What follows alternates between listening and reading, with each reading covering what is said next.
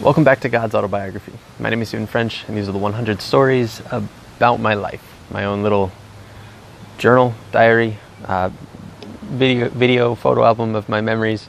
I don't know. This has been fun because I've been thinking about a lot of memories. I have a whole bunch already kind of jotted down that I want to do for this. And it feels like it's helping me kind of relive some fun parts of my past. And it's only the second story, third video of the series. So I'm stoked. This is going to be a good time. Not all of these stories are going to be like particularly meaningful, I guess. A lot of them just be fun little silly things. But they will also get pretty deep into, I don't know, my brightest and my darkest moments, I guess. But we're still at Beastwood. I'm staying here for most of the month of October. And that means a lot to me. So I'm going to probably focus a lot on, I guess, memories tied to either this house or to tricking in general, being at a tricker house. I also mentioned how fucked up our pool was. Might be a focus of another video, but that's a pool, believe it or not. Before we moved in, that was already fucked, but we'll talk about that another time. I'm already rambling. Good job, Steven. Today I wanted to talk about how I started tricking, what got me into it. And it's a neat little story. Hopefully this one doesn't take too much time, but a lot of, I don't know, things aligned, I guess, that kind of led me to this sport. Real early on in my life, I started martial arts. I think I was around 8 years old. I don't remember much. We'll talk about that a lot in another video. But I was around 8, started martial arts. Did it for a while. Did a little bit of a quitting and rejoining, but for the most part stayed with it throughout a lot of my, I guess, high school and all that jazz. What year was it? I'm not sure. I started tricking around like 2006, 2007, and I'll try to pop in some clips of how bad we were. But not long before that, this kid moved to my hometown, Sean Cope. Mentioned him yesterday, moving out to live with him in Arizona again. He moved up because his parents had a divorce. He was from Long Island, moved up to my little hometown, Cherry Valley, New York. Wild. He's a couple years younger than me, and in grade school, I guess that kind of matters, but I don't know. Kind of met him, and it was like a little brother I never had type of thing. And he quickly joined our skate crew, a bunch of straight edge kids that just skated and snowboarded and did random shit around town all the time. I don't know. It was really fun, although I didn't like most of those people. I was kind of the lightning rod for insulting someone. That was just me. It all fell on me. I guess I was adept enough to take it and I guess not hit people that I should have. I don't know. Never understood why I got picked on so much, but I did, and it kind of sucked. But a big thing about this group is we were all relatively straight edge for a long time, kind of peculiar for a skate group of the time. That was until this kid Jake 2 moved out, introducing a lot of characters that don't matter to you. Jake 2 was a dope little kid from, I think it was from like Kansas or Kentucky, whichever one of the corn states are. And he came with the, well, I guess he did a lot of drugs and shit, and his parents didn't want to keep him around, so they sent him off to the middle of nowhere. Maybe that would help. Instead, he just introduced all the guys into drinking and drugs. At least from my perspective, that's what it was. Nothing against Jake 2. At the time, I had something against drinking and drugs, but nothing against any of the people individual. But that led to everybody at a younger age kind of realizing what being drunk was like, being high was like, and they kind of stopped skating. So it didn't make sense to me. I thought all the druggies would keep skating, but that's fine. They all stopped, and I had really nothing to do.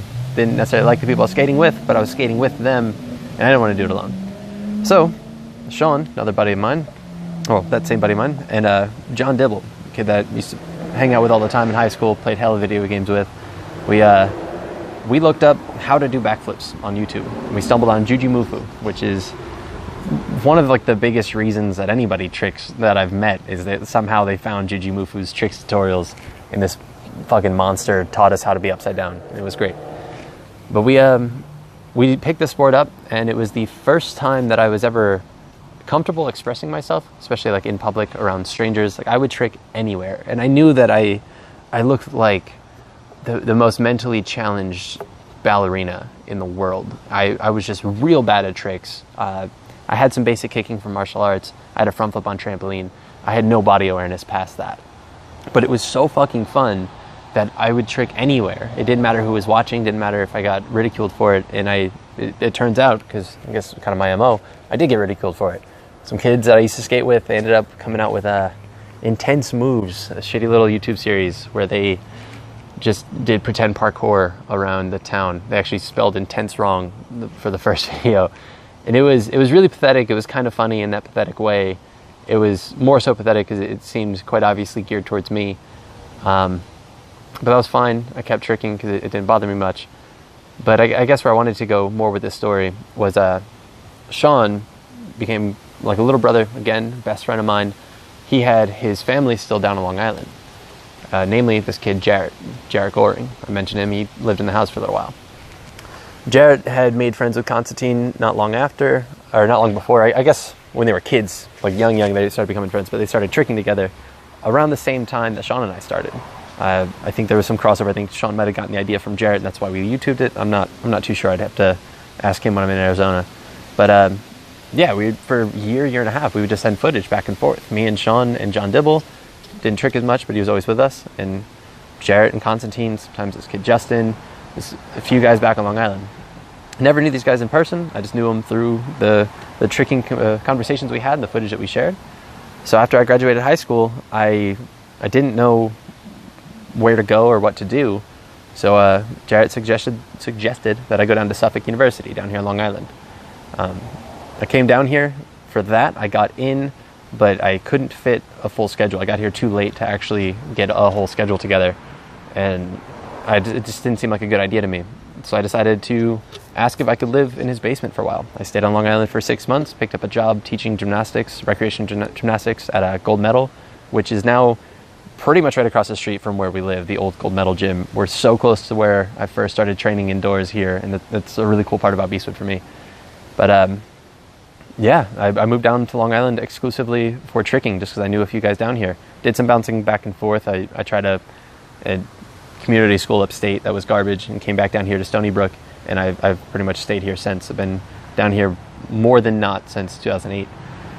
And we built a little community. We built this house, and we got involved in tricks as hardcore as we could have. We were training at the gyms that we worked at. We would train between classes. We would train at open gyms. We would train before classes outside in Jarrett's yard or just random parts of town.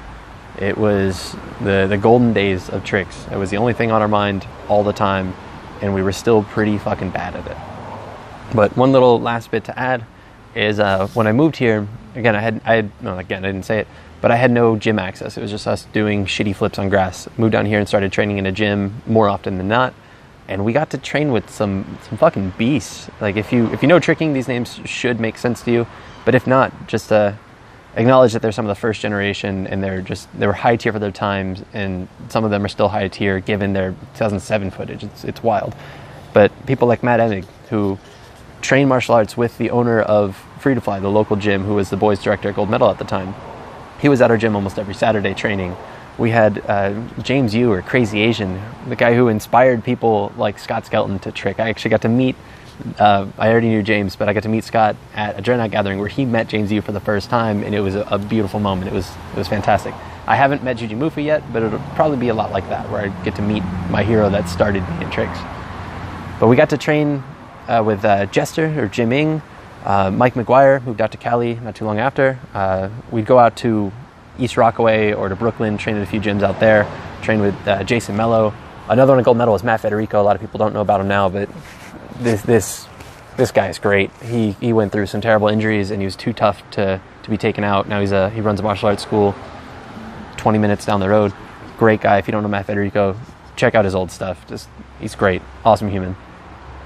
We had some others. Did I say Jason Mello? I believe I did. Guy De Silva was out here. Nelson Zuniga was out here. The East Coast had some awesome talent, and I was super green to the sport. No idea what we were doing, but we knew we loved it. We knew we had this addiction, this passion, and we were just kind of blessed. Beastwood came around a bit after everybody kind of phased out of the East Coast and everyone moved out to Cali. But I don't know. This was a quick little story about how I found tricking. One thing I did want to kind of segue this into the next video is I somewhat found tricking because I was straight edge, and I was kind of like arrogantly straight edge and looked down on the drugs, and I found a different outlet. Now, I don't have the same straight edge mentality, but I am grateful that it did lead me to find tricking, So tomorrow I would like to tell you guys about the first time I got high.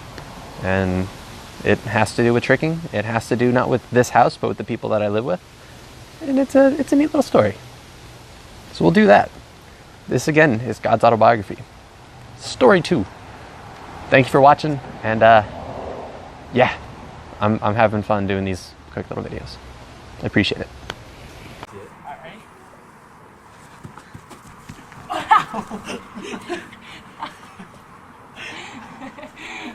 You kicked me in the spine.